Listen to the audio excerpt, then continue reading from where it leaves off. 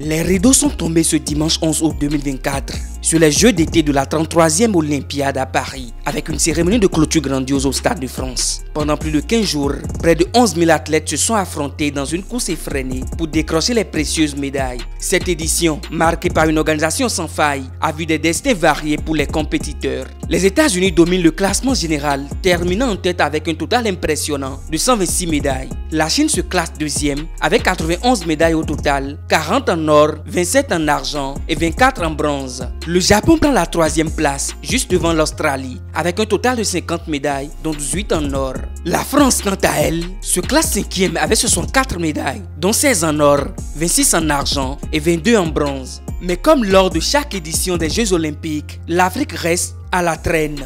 Pour retrouver le premier pays africain au classement, il faut descendre jusqu'à la 17e place occupée par le Kenya qui a remporté 11 médailles, dont 15 en or, 2 en argent et 5 en bronze. L'Algérie se classe deuxième nation africaine avec 3 médailles, dont 2 en or et 1 en bronze. L'Afrique du Sud complète le podium africain avec 6 médailles, suivi par l'Éthiopie qui se hisse au 4e rang africain avec un total de 4 médailles. Ce classement est complété par les pays d'Afrique du Nord, notamment l'Égypte, la Tunisie et le Maroc.